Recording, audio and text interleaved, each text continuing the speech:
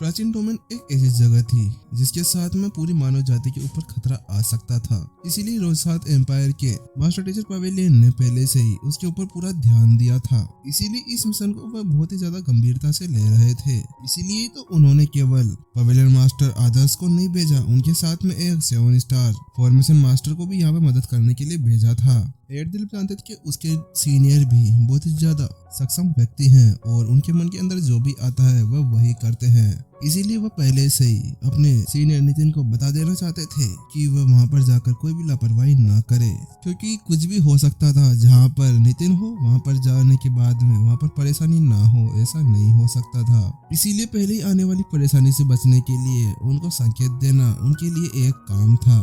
दिलीप की इस तरह की चिंता को देखने के बाद में नितिन ने अपना सिर हिला दिया और उसने कहा, आप इसके बारे में चिंता ना करें। आपको पता है ना मैं कितना सीधा आदमी हूँ। मैं ऐसी फालतू चीजों के अंदर ध्यान नहीं देता। आप मेरे ऊपर पूरी तरह से आश्वस्त हो सकते हैं। मैं आपको बिल्कुल भी परेशानी के अंदर नहीं डालूंगा। लेकिन वहीं दूसरी तरफ नितिन के चेहरे के ऊपर ऐसे आत्मविश्वास को देखने के बाद में हेड दिलीप ने भी अपना सिर हिला दिया, क्योंकि उन्हें समझ नहीं आ रहा था कि आखिरकार वो अब अपने सीनियर से क्या कहे। वो मन ही मन में सोच रहे थे, अच्छा सीनियर नितिन, आप इतने ज्यादा भोले व्यक्ति तो नहीं लगते मुझे, तभी तो आपने इतने भोलेपन के अंदर आके पूरे मास्टर टीचर अकेडमी को सर पर उठा लिया था। वहीं दूसरी तरफ नितिन की बातों को सुनने के बाद में प्रत्युषा के चेहरे के ऊपर भी एक बेबसी की मुस्कान देखी जा सकती थी, क्योंकि उसे भी उसके ऊपर पूरा विश्वास नहीं था, क्योंकि वह भी जानती थी कि नितिन का नेचर आखिरकार कैसा है। क्योंकि पिछली बार उसने जब वह संत एसेसन प्लेटफॉर्म के ऊपर उसके साथ में गई थी तो वहां पर जाने के बाद में भी सामने वाले ने वहां के सभी माउंटेन्स को पूरी तरह से उड़ा दिया था और वहां पर लिखी हुई सभी लिखावटों को खराब भी कर दिया था। वह तो उसकी किस्मत अच्छी थी कि लास्ट टाइम पर मास्टर शेख वहां पर पहुंच गए थे, वरना नितिन की वहीं पर ही बहुत बुरी हालत हो सकती थी। क्योंकि वहाँ पर काम कर रहे सही मास्टर टीचर्स नितिन का वहीं पर ही भर्ता बना सकते थे। शायद नितिन वहाँ से बचकर नहीं आ पाता। लेकिन वही दूसरी तरफ इस व्यक्ति के अंदर कभी कभी तो इतनी ज्यादा प्रतिभा आ जाती है और वह इतना ज्यादा दुर्लभ काम कर देता है कि जिसके साथ में हर किसी को भी प्रभावित किया जा सकता था। नितिन ने और भी प्राचीन डोमेन के बारे में जानने के लिए हेड दिलीप से पूछा, लेकिन हेड दिलीप ने बताया कि इसके अंदर मास्टर शेख से रिलेटेड कुछ और भी हो सकता है और उसी को जानते हुए नितिन के चेहरे के ऊपर एक मुस्कान देखी जा सकती थी। वह तो ये जानकर खुश था कि मास्टर शेख से रिलेटेड वहाँ पर और भी कुछ हो सकता था, क्योंकि जब वह संत एसेसन प्लेटफॉर्म पर गया था तो वहाँ पर भी उसने मास्टर शेख से उस जन्मजात जहर के बारे में पूछा था, लेकिन उसको उसके बारे में कुछ ज्यादा नहीं पता चला था। इसीलिए उसको ऐसा लगा कि शायद प्राचीन डोमेन के अंदर उसके बारे में कुछ लिखा हो और वह जन्मजात जहर के बारे में और भी कुछ जान सके। तीनों इस तरह से बैठे हुए बातें कर रहे थे और संत जानवर आकाश के अंदर तेजी से आगे बढ़ रहा था। 5 दिनों की लंबी यात्रा के बाद में आखिरकार उन्हें अब फायरसो सिटी नजर आ ही गई।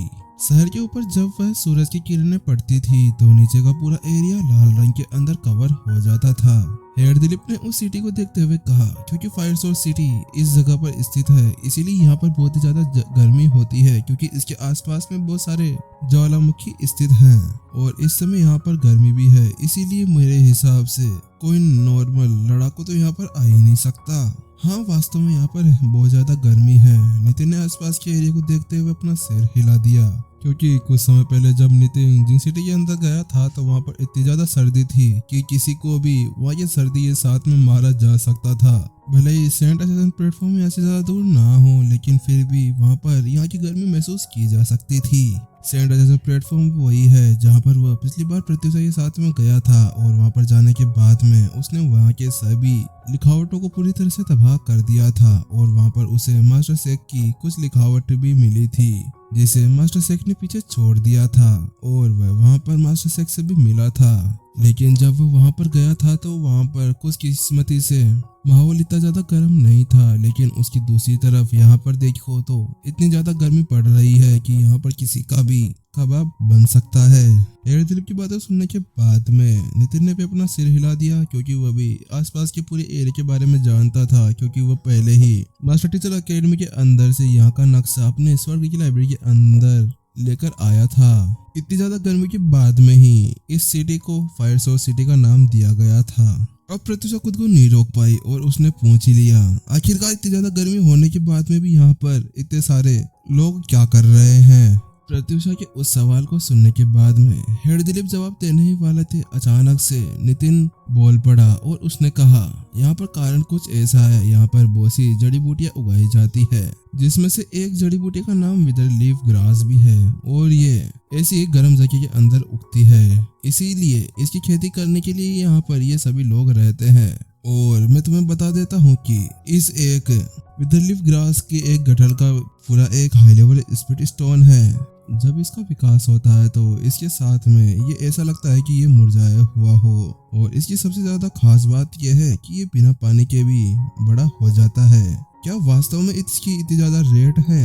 प्रत्युषा अवाक रह गई जब उसने सुना कि इस एक घंटल की कीमत ही एक हाई लेवल स्पिरिट स्टोन है, क्योंकि एक नॉर्मल व्यक्ति के लिए एक हाई लेवल स्पिरिट स्टोन भी उसके पूरे जीवन को जीने के लिए काफी था और एक जड़ी बूटी की कीमत इतनी ज्यादा होना, इसीलिए तो यहाँ पर ये इतने सारे लोग रह रहे हैं। नितिन ने बोलना जारी रखा और उसने कहा, इतना ही नहीं, यहाँ पर दुर्लभ स्पिरिट बीस्ट भी पाए जाते हैं जिनको पकड़कर बेचने पर उनको बहुत ही अच्छे मूल्य मिल जाते हैं और इसके अलावा इस क्षेत्र के अंदर मूल्यवान अयस्क भी मिलते हैं। मास्टर टीचर अकेडमी की सभी बुक्स को पढ़ने के बाद में नितिन के अंदर इतनी ज्यादा जानकारी तो आई गई थी कि वह आसपास के पूरे एरिया के बारे में जानकारी दे सकता था और इसके अंदर उसका सामना कोई भी नहीं कर सकता था। इतनी जानकारी तो किसी और के पास में भी नहीं होगी जितनी जानकारी अभी नितिन के पास में ठूस ठूस कर पड़ी हुई थी।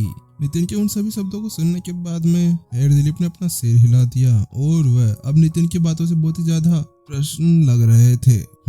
वास्तव में सीनियर नितिन इतने ज्यादा इंटेलिजेंट है, इनके पास में सारी जानकारी पड़ी हुई है। वास्तव में ये तो पहले से अविश्वसनीय थे, लेकिन इसके साथ में इनके पास में इतनी ज्यादा ज्ञान, और ज्ञान तो क्या बोलेंगे, इसको तो ज्ञान का पूरा भंडार ही बोलेंगे, जिसके साथ में एक पहाड़ भी खड़ा किया जा सकता था। क्योंकि चाहे वह बात हो संस्कृति, भूगोल, व्यवसाय या किसी और अन्य चीज के बारे में, उनके पास में हर एक चीज की जानकारी रहा करती थी। और इन सबको देखने के बाद में अब हेड दिलीप के पास में भी कोई शब्द नहीं था कि वह किस तरह से अपने सीनियर को दर्जा दे सके। यही तो कारण था, इसी वजह से तो मास्टर टीचर अकेडमी के सभी हेड्स ने सीनियर नितिन को ही उनके मास्टर टीचर अकेडमी के प्रिंसिपल बनने के लिए चुना। उन दोनों की इस तरह की बातों को सुनने के बाद में नितिन मुस्कुराया और उसने कहा, ये ज्यादा कुछ नहीं है। कुछ देर इधर उधर की बातें करने के बाद में हेड दिलीप ने कहा, सेल अब कुछ समय के अंदर खुल जाएगी और हमारे पास में थोड़ा बहुत समय है, तो क्या हम ऐसा करते हैं, यहाँ पर जो स्थानीय पवेलियन है वहाँ पर जाकर हम सभी से मिल लेते हैं। हाँ ठीक है, वहीं पर ही चलते हैं। फिर उसके बाद में वह सभी अब फायर्स और सिटी के पवेलियन के अंदर पहुंच चुके थे। अब उनका सेंट बीस्ट नीचे उतर रहा था और नीचे उतरने के बाद में वह जल्दी से अब एक विशाल इमारत के अंदर चले गए। यहाँ पर रहने वाले लोगों की संख्या जिंग सिटी से ज्यादा थी और ये जिंग सिटी से थोड़ा सा बड़ा शहर भी था। इस पवेलियन के अंदर ज्यादा बड़े रैंक के मास्टर टीचर्स नहीं रहे थे। यहाँ पर संत लेवल स्टेज 1 तक के ही लड़ाकू रहा करते हैं। जैसे वह अंदर पहुंचे, अचानक से उनके पास में दौड़ता हुआ एक बुजुर्ग आता है और वह सीधे आकर हेड दिलीप को ग्रेड करता है। अपने सामने उस बुजुर्ग को देखने के बाद में हेड दिलीप ने पूछा, पवेलियन मास्टर आदर्श और अन्य सभी कहाँ पर है, हमें उनके पास में ले चलो।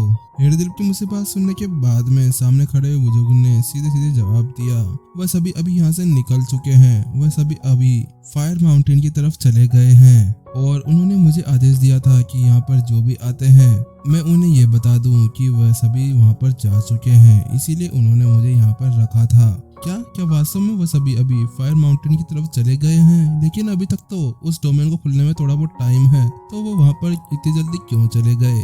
हेड दिलीप ने सामने खड़े हुए उस बुजुर्ग से पूछा। उसने कहा, इसके बारे में तो मुझे भी कुछ नहीं पता, बस मुझे तो यहाँ पर सभी को वहाँ पर जाने के लिए कहने के लिए रखा गया है।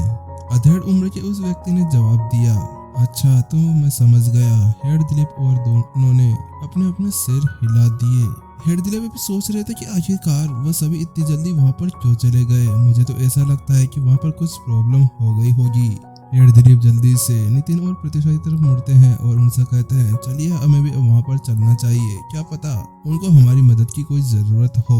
अब इसी के साथ में वह सभी अब संत जानवर के ऊपर बैठकर उस तरफ जाने लगे जहाँ पर सभी गए हुए थे। प्राचीन टोमेन सील शहर के अंदर नहीं थी, वह शहर से कुछ दूरी पर स्थित थी। वह एक फायर माउंटेन है जिसके अंदर हमेशा ही ज्वालामुखी सक्रिय रहता है। वहाँ पर आसपास के पूरे एरिया के अंदर माउंटेन्स बिखरे हुए हैं और उन सभी के बीच में एक बड़ा सा ज्वालामुखी भी है जिसकी चोटी के ऊपर ये प्राचीन डोमेन का गेट स्थित है। और वहाँ का तापमान इतना ज्यादा होता है कि शायद ही कोई नॉर्मल लड़ाकू वहाँ पर जा पाए।